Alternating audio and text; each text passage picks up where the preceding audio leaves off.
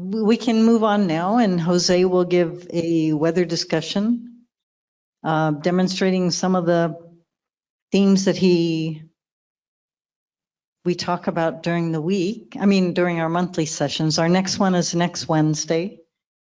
What? I know, I'm thinking it's 16 UTC still.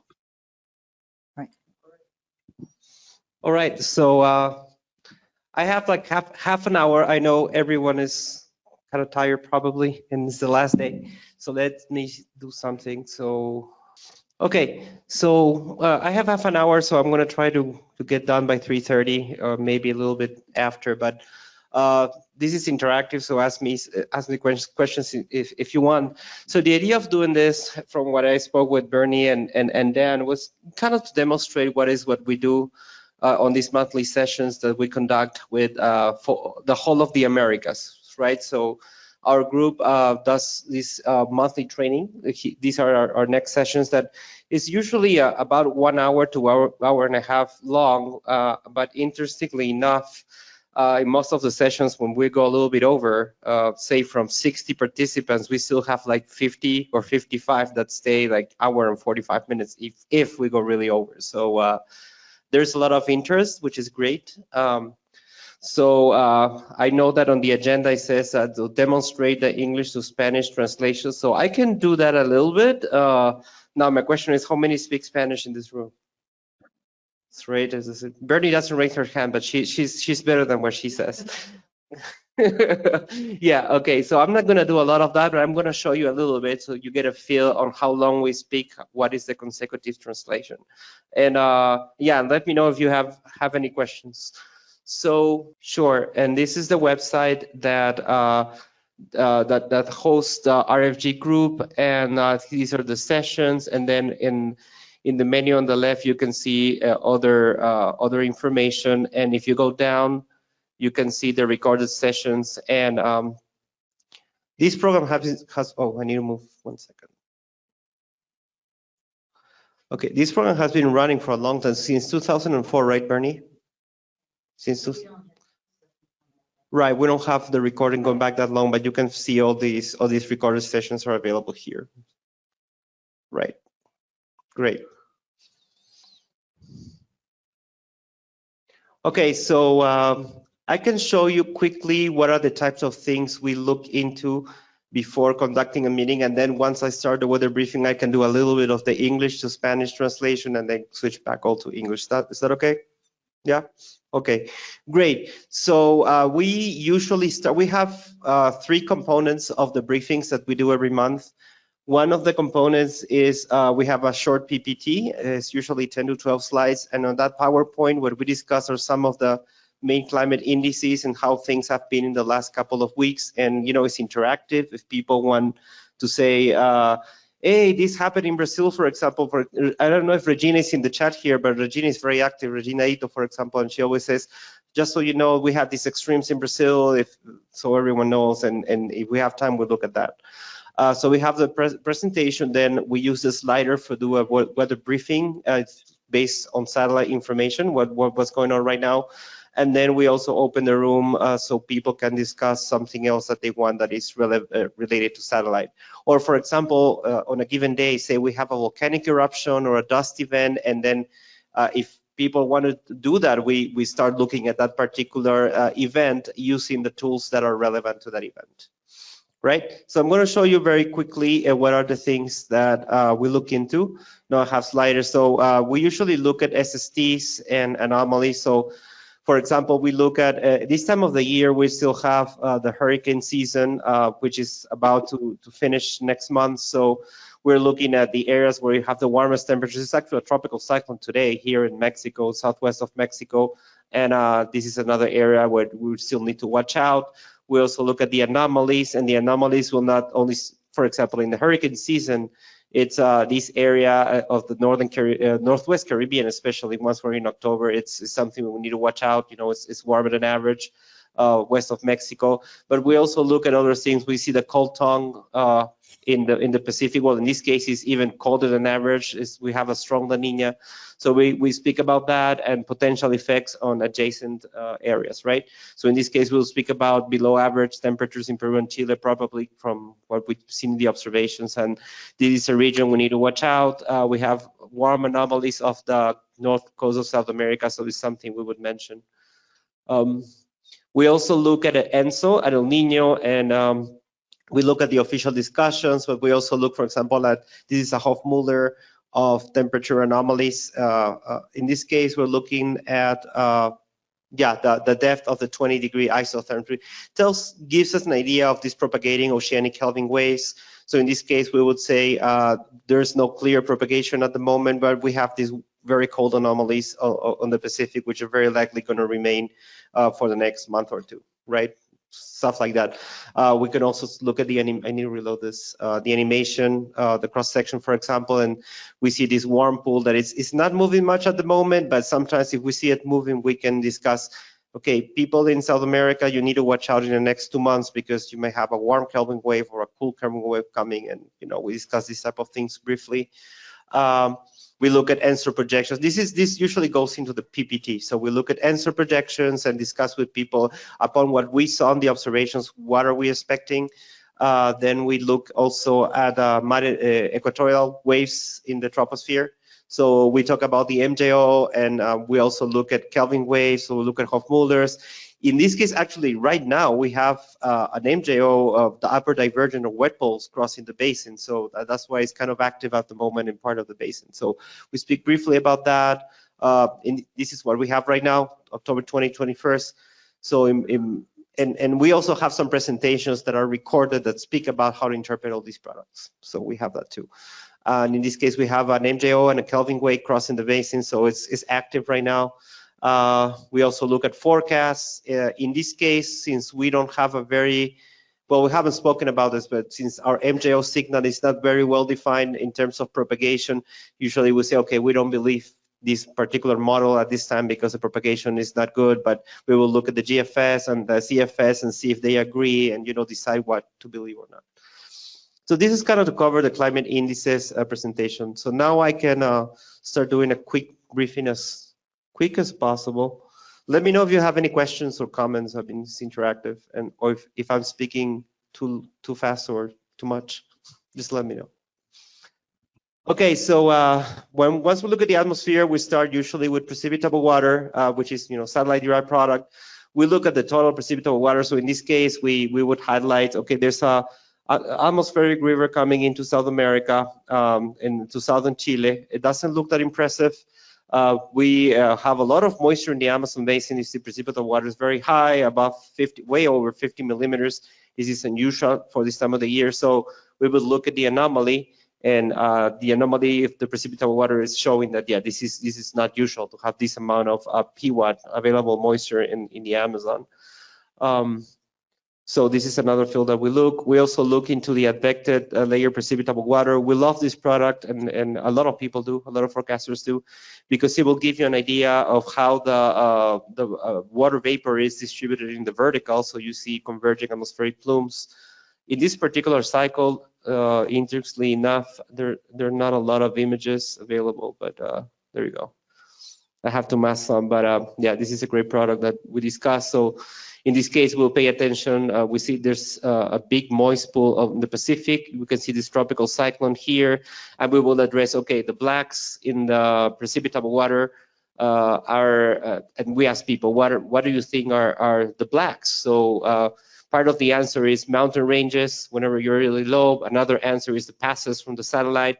And a third answer would be in this region of high PWAT, this could be heavy rainfall. So, we're losing data, but this also tells us something. We're okay, yeah, there's the tropical cyclone here. So we discuss these things. And as you can imagine, if we have only 1 hour, we have to choose. We cannot speak about all these things in every single session. So we try to highlight whatever is relevant to the synoptic situation, or we will get an email from someone a couple of days before the session. Hey, this event is really happened in my country. Would you mind trying to address this? And we will try to make an effort to focus on that.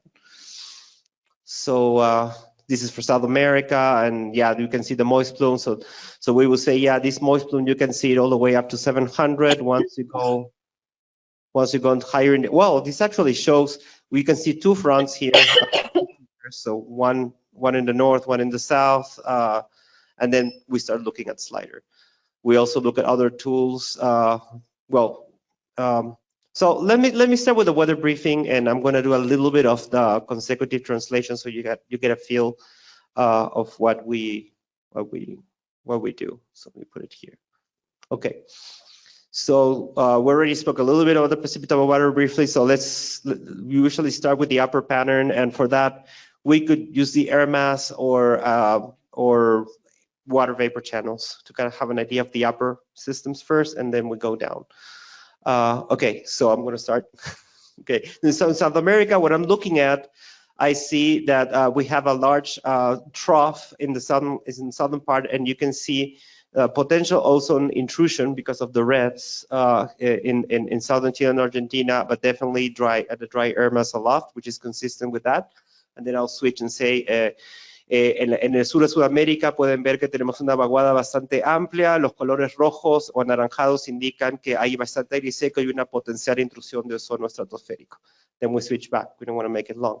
So we can also say, I'm going to zoom in a little bit. Vamos a acercarnos un poquito, and we can see that we have gravity waves that you can even see in the air mass, which is suggesting that we have strong winds from the west, and you have a stable layer, right? Gravity waves form when you have strong winds, a stable layer, and sufficient moisture. Entonces, si vemos la imagen, vemos que tenemos ondas de gravedad, lo que está indicando que tenemos vientos fuertes del oeste, y hay la presencia de una inversión y suficiente humedad en la capa límite para generar las ondas de gravedad. Then we can switch, and we say another system of interest that we have is we can see this low rotating in central Argentina, and this is associated with this upper trough. So what I'm going to do, I'm going to go and draw. And the slider has this capability, and I can show the circulation with the low, right, southerly flow, and there seems to be a front somewhere here. But in order to see the front, I may want to look at other levels. Not on this will speak more about the mid to upper levels and some of the features. No, and then I go to Spanish and say that in Spanish. We also say that, for example. Here, I can see that the way this is shaped, I can see there's potentially what we call jets coupled on their divergent side, which is a situation that favors cyclogenesis. And let me do this. Okay, let's go further now. Okay, back to. And then we can see, yeah, I can see that there's some acceleration of the flow here. I don't see transversal banding, so I cannot really verify that there's an upper jet, but then I can see, just by the shape of the trough, I can see that there's very likely an upper jet to the north and a upper jet to the south. Here we can see some banding, so we could have a jet maxima there. So it's something we would mention. Then we switch into other levels. For example, in this case, we can use the day cloud phase distinction product to speak about the height of the clouds, and we could say using this product, you can have an idea of the type of clouds, the phase that you have in the cloud. So in this case, you can see the southerly flow, and this is post-frontal convection very likely. So all the clouds, since you're looking at this light blues and cyans, they're very likely low clouds and capped by an inversion. There's a boundary here, so very likely this is the front. And we can zoom in, and you can see that you have northerly flow ahead of it. So this is a low-level jet in South America that is interacting with the front. This is very likely a prefrontal trough structure. You got a lot of thunderstorms along this prefrontal trough structure. So these are things that we would mention. Here we would say you can see that the red, and we would show the recipe sometimes if we really want to enhance something. So we would show the day cloud phase distinction recipe and say whenever you have these reds, well, we can also speak about this and ask people, what do you think, why is everything red in there? And what does that mean? And then if no one answers, then we'll jump in because we don't want to wait forever, right? But we will say, okay, this red because, and we show the recipe because the red channel is using the IR band, but the other channels use bands are reflective. So during the night, you can only see the reds when you have cold clouds. So we will try to get people to answer that. If not, we will cover, but make them think. And then we'll start saying, yeah, the cirrus. So here you have only cirrus because you have this red, and you can see that they're translucid. You can see a little bit of this low circulation at the surface behind the cirrus. So these are just high clouds. They're not very likely not producing any precip. But whenever you see yellows, we say, yeah, yellow usually means deep convection. And in this case, I have the GLM overlaid. So you can see there's a lot of thunderstorms right now in Central South America. So this verifies that we have cumulonimbus and etc. Right? So this is an example of what we do. Then I wanted to show, and for example, we will say, okay, so what is clear drawings? Okay. No, I need to get out of here, sorry. Okay, so what is this? ¿Qué es esto? What is this green here? Come on. Snow. Yes. Snow, right? So yeah, so this is snow, and if we have time, we say, why is it green? And then we pull up the RGB recipe and try to make them think. Depending on the time. And we can also say, okay, so how does this look in another RGB? So I'm gonna overlay, there's no fog here, right? And we could either overlay it and do this, right? Or we could use the slider feature, which actually allows us to, I did something wrong here. Oh, hide, okay. Which allows us to do this, right? So say, so in the day cloud facing station, you can see snow green, but you also need to pay attention to the fact that it's not moving much. It's basically stationary, maybe contracting during the day from melting. But this other RGB will show snow red. And in this case, depending on the clouds, here, for example, it's hard to see because the cyan clouds are very close in color. But if you use this RGB, that there's no fog, you'll be able to see that snow is actually this dark red. It's not necessarily this pink, but this dark red, and then these clouds stand out. So we encourage people to see what different ways you can use to try to highlight a feature or understand what you're looking at. This is an example. I had something else opened. Where is it? So many windows. Well, I can load it. The connection here is great. So let's load it here. And I was showing Bernie this earlier, and I can cheat because, you know, we've been doing this for a long time, and I know that there's a volcano in Peru that it erupts 364 days a year. So I can show this now, and I can show this and say, well, this is a geocolor or true color, right? So what is this? And this could be something else. It could be any clouds. You can see it barely. It's a little bit darker. So we say, yeah, it's a little bit darker than the rest of the clouds. So this could be a volcanic eruption. But how do we verify that? And then if people respond, we can. Some people would say SO2 or ash, right? So let's go to the SO2. And you can see these blue plumes here. But there's also some blue here in other locations. So okay, this could show this volcanic eruption. So what else can we use? Ash, maybe the ash RGB or dust. The dust will show it too. So let's put the ash RGB. And yeah, let's try Hermes too. Okay, let's start with the ash, and then we'll go Hermes. And you can see some pink here, whereas here you cannot. Right? So let's see how this looks in the Hermes. For the SO2. Okay, excellent. Let's do that.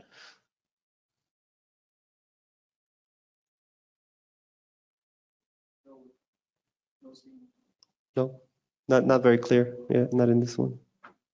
Yeah. I have a question. Yeah, go ahead. In all of these, you can see something moving from west to east. Yeah. That's serious. Yes, Yeah. thin cirrus. Maybe Yeah. 1.38. Yes. Okay, so yeah, so Ian was bringing up the Hermes to look at the SO2, and now Dan is bringing up this propagation from west to east, which is very likely thin cirrus. So let's look at the cirrus channel. And see, this is what we do. You know, if people interact, it's great because I mean, we don't really have a tight agenda. We try to leave time for this. Let's look at that. This would be overlay 1.3 channel. The nicest thing is in GeoColor, you confirm that Right. you see the You shadows see as well. Shadows. Yes, correct. Yeah. So I told you. Right. Yep. So one quick comment about the 1.38 display on slider. Mhm. It could in certain cases, sorry. Just a quick comment about 1.38 display on slider. It's currently a fairly broad range, the color table, but a lot of times to see really thin cirrus, you would need to make the maximum much lower, and I think it would really bring this out if we did that. Unfortunately, you can't do that with slider. So just something to keep in mind about the sort of the default color tables are on slider that aren't easy to change. Right. Yes. But you have BTD. Yeah, VDU. Yeah. So 10.12, 10 minus 30, 10 minus 12. Oh, the split window? Yeah. On there. Yeah, it's here. Yeah. Let me put it. There's actually 3. There's a color one. We've got various colors. Yeah, great. So Let's duplicate. Grayscale. So why is thin cirrus? Let's get the. yeah, it's opposite to what we do in Europe. We always do 12 minus 9. Okay. Right. You can see some right here. All right.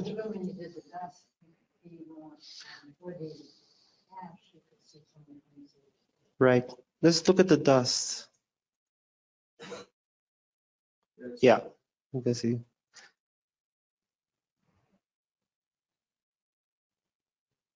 Well, look at this. You can actually see this very well in this one. The split. Exactly. The split window is very sensitive. Okay. This is wonderful. Oh, all right. Well, this is a good example of what we do. I'm already almost half of the hour that was scheduled for this. We have the tropical cycle. Let me do something. Let me zoom out here.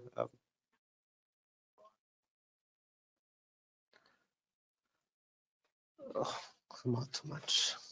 Yeah. Yeah. So we would try to discuss a little bit South America and then a little bit of the North. In this case, we have a TOT. We can discuss how do you see the TOT or the tropospheric upper trough and let people discuss. So you can use water vapor, you can use air mass. In this case, you can also see the movement of the cirrus. With this product, these are high clouds. So you follow the high clouds. And looking at the cyclones are usually nice examples of the application. For example, for this particular product, right? We can say, yeah, you can see the different types. You have some potential dry air entrainment, and then we discuss theory as well. In tropical cyclone theory, usually, at least for our basins, the region with the most impacts from dry air entrainment is the southwest quadrant.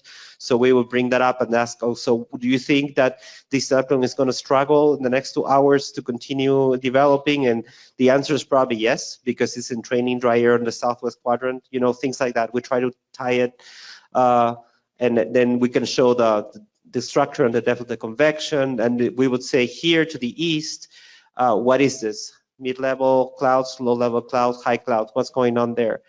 And sometimes we have time to allow people to draw. I mean, if they want to draw, they're more than welcome. And you can see that we have this northerly flow, but the clouds, these are low-level clouds, and the fact that they're more solid suggests that there's an inversion. So in this case, we have this post-frontal inversion interaction with the mountain range. So there's a Tehuantepec jet, the low-level jet you cannot see. But in order to see it, we would ask, okay, where would you see the effects, the jet, or at least the effects of the jet? And any channel that highlights sea surface temperature, for example, would be good with that. So let's try 3.9. And I'm almost done, so I'll finish. Yes, yeah. Spectrometer data.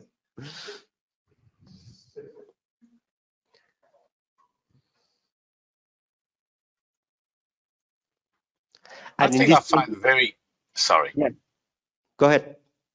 One thing I find very interesting about the interaction in situations like this, sometimes if you have an audience, for example, that is international, you will get 1 or 2 or 3 or maybe 4 members that will interact, and others that will tend to hold back. But what I found is if I also involve my students, who are incredibly extrovert and they know me really well, they're even a little bit cheeky, then what will tend to happen, that'll be like a catalyst. And so as a consequence of that, I often find that the remote attendees will start to interact a lot more. So it's just something to think about. Yeah, thank you. That's a great idea to involve people that are active.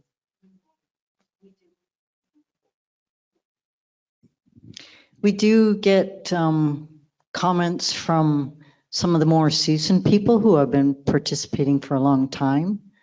And yes, you're correct in that certain people will ask questions and then others will start joining in. So yes. Yeah, I'll have to share that some of the presentation statistics on some of our long-term participants. Yep. But it's also, the point is some of, and I don't want to, how can I say, I'm simply saying what I've experienced, getting this youthful sort of cheekiness coming into it where people just ask anyway. They're too young to have a reputation and all that, and they're prepared to hazard a guess on things just to sort of, you know, like show their enthusiasm. That can be an incredible catalyst to really get that involvement going. Yep. I exhausted by my half hour. I don't know.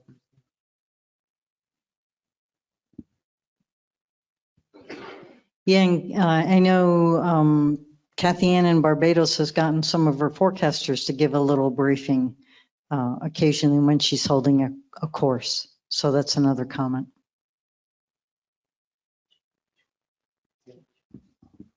Right. Yeah, and sometimes we also conduct these special sessions here and then. We pick a topic that people are really interested in. We'll spend more time on that, or we have specific presentations. For example, as I mentioned, we have one explaining the climate indices that we explain every month, so we can refer to people. You can go to the recorded session if you want to know about this. Or sometimes we just do these training sessions on material that we develop at the international desk. For example, we have guest speakers. Sometimes people from different countries want to present something. We had a lot of guest speakers from Argentina, from Patagonia, for example, Chile and Argentina, even speaking about Antarctic processes in Antarctica, you know, and you looking at polar data as well. You know, with slider, you can see everything. So yeah, we do a lot of things and try to engage as many people as possible. Mm-hmm. There was one comment from Bodo that we didn't notice until now from earlier when you were showing the total precipitable water, and he mentioned the mimic TPW display. I don't know if that's something that you show, but I have seen others take a look at that one as well.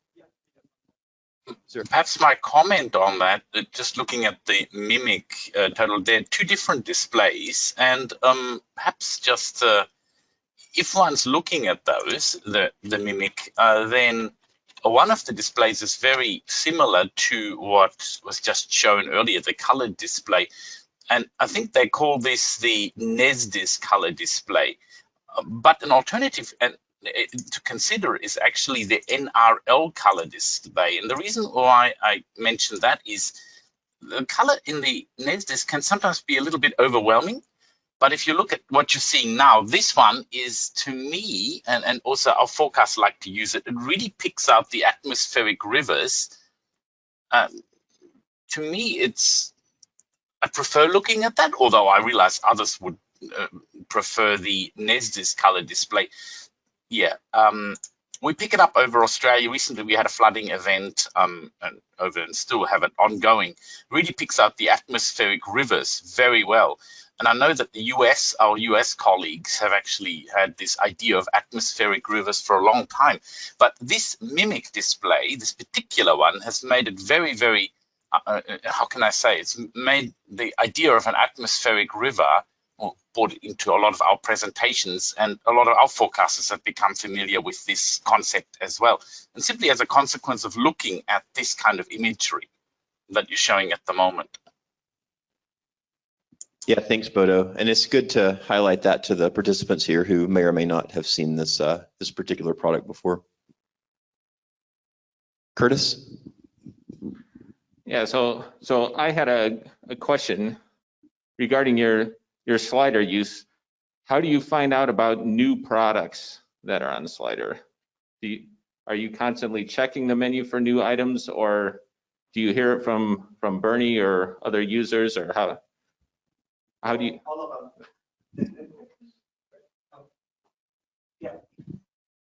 Yeah, all of them. I mean, when I look at sliders, I say, oh, something's here. A few times, something has been moved somewhere else, but most of the time it's, oh, something new is here.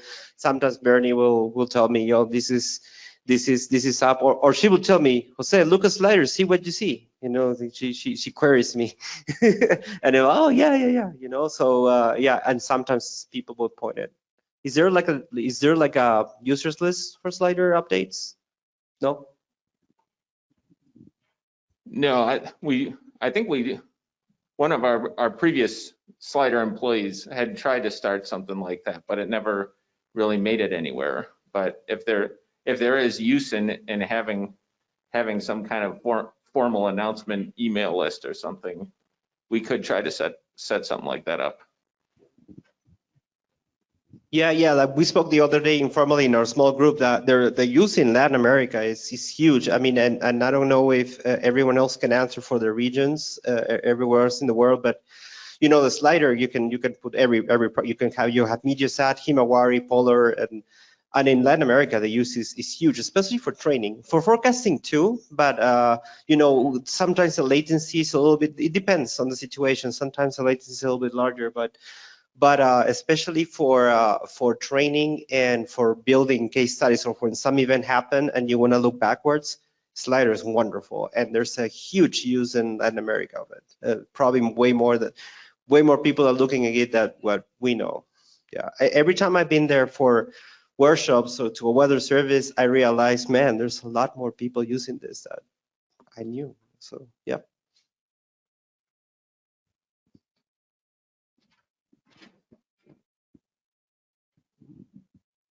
You mentioned you have long-term attendance, people that has been always attending the meetings. And my question goes to where are they, what their profile are, and who's missing? And how you engage more people to attend to your monthly meeting? Yes, long-term engagement. We have definitely our training centers of excellence in Costa Rica, Barbados, Brazil, and Argentina. We have a lot of attendance from Peru, Colombia.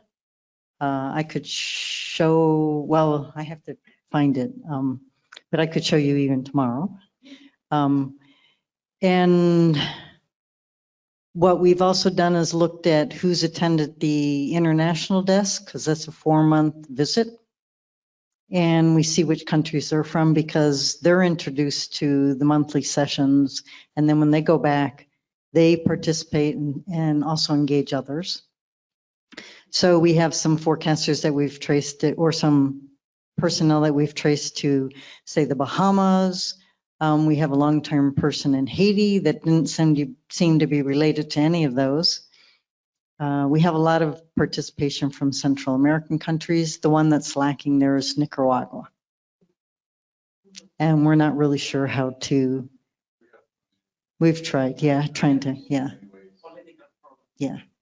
And so that one's political, And some of the island countries are not, they participate on and off, and a lot of those are linked to students who have attended CIMH in Barbados. So Colombia is a really strong participant. And as you know, the Met Service, or the director of EDAM there, is also the current president of Regional Association 3.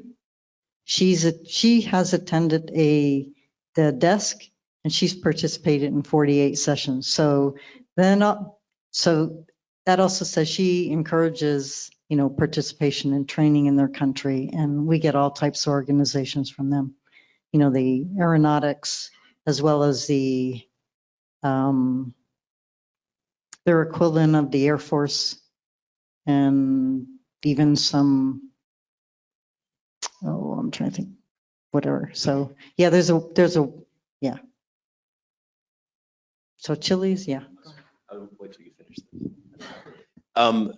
Bodo, a couple of comments on Slider. Would you like to unmute? Yeah, sure.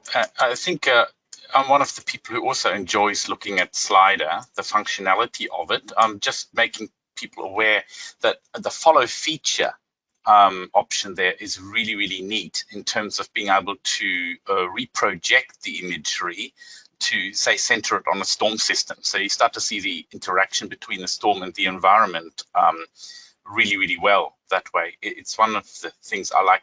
The other part, of course, is also being able to look at it broadly, as shown at the moment, and then you animate maybe a week's worth with maybe every 3 hours or something, and you can really pick out, particularly if you enhance the animation, speed it up, and also give it that rocking motion, which I think the US was one of the where I noticed it first. You can really pick up the convective envelope of the Madden-Julian oscillation, sometimes equatorial Rossby and Kelvin waves as well. So it's really good for teaching the students about, you know, rather than just looking at mean OLR and whatever, you're actually seeing that signature in the clouds. My one comment would be, sometimes when one is zooming in, there is that little tiling delay effect, and I have already mentioned it, of course. I think Curtis, I believe, and colleagues, that's perhaps the limiting factor for us. We zoom in and animate, and then it takes quite a while for the tiles to get into sync. We try to refresh it to try to make that quicker, but that's something perhaps that could still be further improved. Having said that, I do like Slider a lot.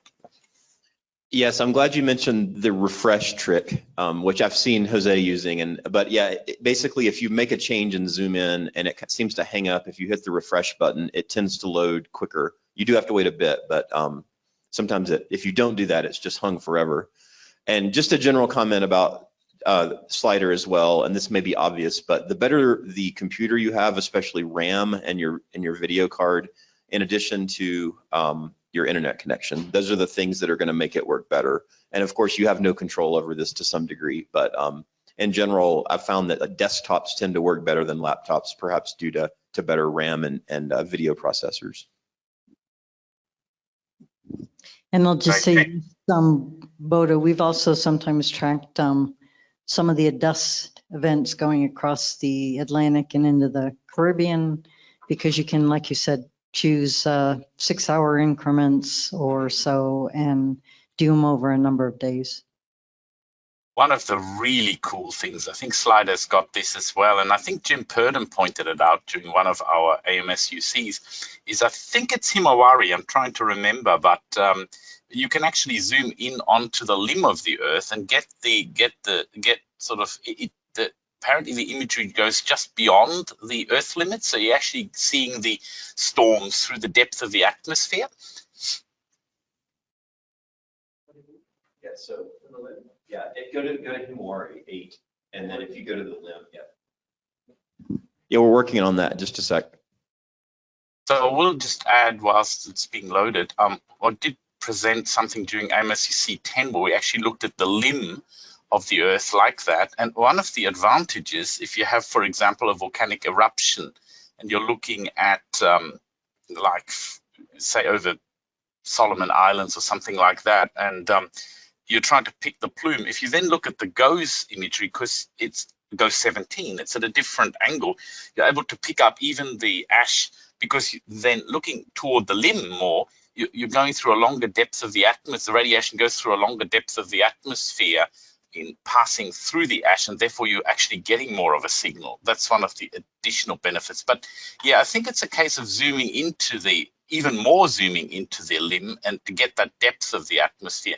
And I think I found, generally speaking, that one of I think it might have been the natural color one, I think picks it really, really well. So I don't know to what extent, but if you keep zooming in, you'll start seeing, you see the I think you should be starting to see the atmosphere. And if you move around a little bit, you'll start seeing where there are thunderstorms that will actually go through the depth of the atmosphere. You can see a little bumpiness there, but in the tropics, maybe, unless there's cold water there and no convection, but you can sort of see the atmosphere there, which I think is really cool. I've done animations where you can actually see thunderstorms growing into that. As I mentioned, Jim Purdom was the first to point that out to me, and so, yep. Yeah, so there's one limitation with Gozar and ABI is the ground system processing chops off that extra data, unfortunately. Himawari does not, so that's the reason it is limited to Himawari here. If you can work with the level 0 data if you're so inclined to do that, but not many people have a software that's capable. Curtis? Yes, I'd also like to point out that there's a rotate feature so you can rotate it and then view the limb horizontally. What Jim Purdom pointed out was really cool. If you look at the ozone channel, you can actually then start to see where the ozone absorption occurs. So the 9.6, for example, you see, and then compare it to the actual, you'll see that the absorption's way above the Earth's surface. And you flick that back to one of the other bands and you'll see the difference between that layer and then the depth of the atmosphere, which again is really, really good for teaching as well. So yeah, you can see, well, that's a band, but if you look at the natural color one and then compare it to the ozone, it's really superb for teaching. Students hear about the ozone layer, but then you flick between the two and you're able to keep that. You'll notice a difference in the level of that.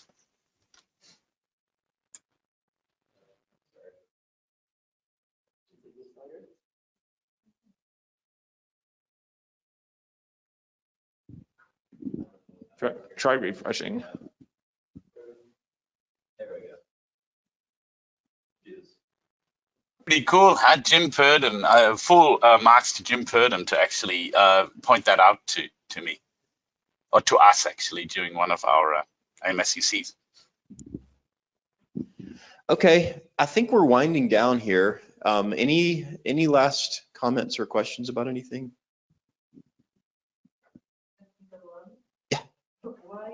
Why do you have channel 3.9 in this original grayscale with the cold is dark and warm? The only one channel that has this inverse color. I don't know the full reason, although I think it has to do with distinguishing it, or it was recognized way back in the late 90s that you could detect fires with it. And so they wanted to do this is what we were discussing a little bit, yeah. Yeah, so the fires would be bright during the day. And so it shows, yeah, the opposite. Bright is white. I mean, warm is whitish and cold is dark going into the turquoise. To show that the low cloudiness of a colder in 3.9 than in the atmospheric window is quite difficult in this case. Mm-hmm. Because it's not very easy to see that channel 3.9 colder for the low cloudiness. Yeah. That's what it is. Really great though. Right. Well, and this is where sometimes I know you were talking about seeing, say, lack of moisture versus moisture, at least Hans Peter gave an example of that during the 3.9. I mean, during your MTG forum. And I know that sometimes with the 3.9, I can see downslope winds based on the warming with this a little bit. To me, it's a little bit better, and it just might be the way the grayscale is. Yeah. Yeah. I mean, one short answer to your question, Bashana, is legacy. because in the old Ramsdes Online in the late 1990s at CIRA, that's the color table they used. So it persists. And in fact, color tables is probably the single comment we get the most. Why can't you use pick your band, pick your color table, this color table? Everyone has their favorite. It is what it is. Yeah, but I mean, legitimate arguments can be made. Like Bodo was talking earlier about how, you know, the more red colors for the more severe or something, and it makes a lot of sense. But some people have become accustomed to the opposite, and it's difficult to sort of retrain. I know, I completely understand. But yeah. You're right. It is inverted from pretty much everything else, or should I say reversed? Just kidding. Well, you know, and that essentially is reverse from the radiances. Yeah. Yep. Okay. So the last thing on the agenda we had was to go through and summarize the recommendations.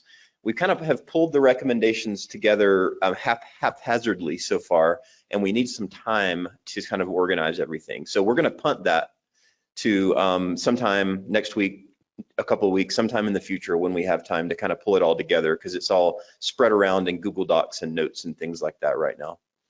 Unless anybody would like to, I'm doubting anybody is disagreeing at finishing early, so. Okay. So I'm going to officially call to a close the RGB Workshop 2022. I do have some thank yous to do, and then I will allow Bernie and Mark to say something if they so desire. Okay, so there's a lot of people to thank for pulling this together. I'll start with the drivers. There's some of them have already left for the day, but those of you who have been helping drive people around, we really appreciate that. You know, the public transportation in Fort Collins leaves a bit to be desired. And so it is the most efficient way, but it does require some time and gasoline from everybody. So really appreciate that. Holly, Austin, and Dave are not in the room right now, and actually Megan as well. All helped, especially with the lunches, with the technology, and you know, going and picking up food every day, bringing it here, cleaning up our mess, et cetera, which I thought was really nice. Yeah. CIRA in general for allowing us to use this nice space, and for, you know, donating the time of all of the CIRA employees who helped pull this together.